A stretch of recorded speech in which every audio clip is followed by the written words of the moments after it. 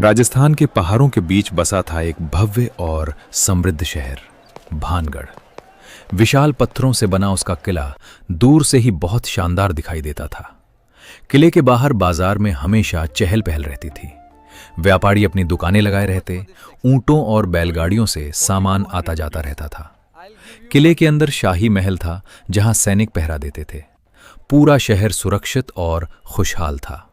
सूरज की रोशनी में चमकता भानगढ़ उस समय एक सुंदर और शांत राज्य था। लेकिन किसी को नहीं पता था कि जल्द ही ये जगह एक डरावनी कहानी बन जाएगी। भानगढ़ के महल में रहती थी एक बेहद सुंदर और बुद्धिमान राजकुमारी रत्नावती। वो महल के गलियारों में चलती तो सैनिक भी आदर से झुक जाते। उसकी सुंदरता और समझदारी की चर्चा पूरे राज्य में होती थी। लोग कहते थे कि रत्नावती सिर्फ सुंदर ही नहीं बल्कि बहुत चतुर और साहसी भी थी।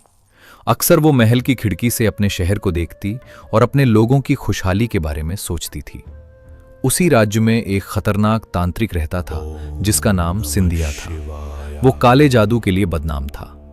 एक रात वो जंगल की गुफा में बैठकर एक इत्र की बोतल पर काला जादू कर रहा था। उसका इरादा था कि जब राजकुमारी उस इत्र को लगाएगी तो वो उसके जादू के वश में आ जाएगी। जादू पूरा होने के बाद तांत्रिक के चेहरे पर एक खतरनाक मुस्कान आ गई। कुछ समय बाद वही इत्र की बोतल महल में राजकुमारी के पास पहुंचा दी गई। जैसे ही रत्नावती ने उस बोतल को देखा, उसे कुछ अजीब सा महसूस हुआ। राजकुमारी बहुत समझदार थी। उसे तुरंत शक हो गया कि इसमें कोई जादू है। उसने बिना देर किए बोतल को पास पड़े एक बड़े पत्थर पर फेंक दिया। जैसे ही बोतल पत्थर से टकराई, वो पत्थर अचानक तेजी से लुढ़कने लगा। पत्थर सीधे उस तांत्रिक की ओर बढ़ा जो पास ही खड़ा था। पत्थर के नीचे दबकर तांत्रिक घायल हो गया। मरते समय उसने गुस्से में भानगढ़ को श्राप दे दिया। उसके श्राप के साथ ही आसमान में काले बादल छा गए और पूरे किले पर एक डरावना साया छा गया। कुछ समय बाद भानगढ़ पर युद्ध और तबाही का समय आ गया।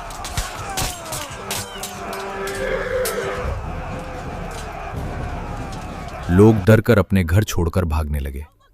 धीरे धीरे शहर की गलियां खाली हो गईं और घर खंडहर बनने लगे। जो कभी एक समृद्ध शहर था, वो अब एक वीरान किला बन चुका था। आज भी राजस्थान में भानगढ़ का किला खंडहर के रूप में खड़ा है। रात के समय वहां अजीब सन्नाटा और रहस्यमयी माहौल महसूस होता है। कई लोगों का कहना है कि उन्होंने किले के अंदर अजीब साए चलते हुए देखे हैं। शायद यही कारण है कि आज भी भानगढ़ को भारत की सबसे डरावनी जगहों में से एक माना जाता है।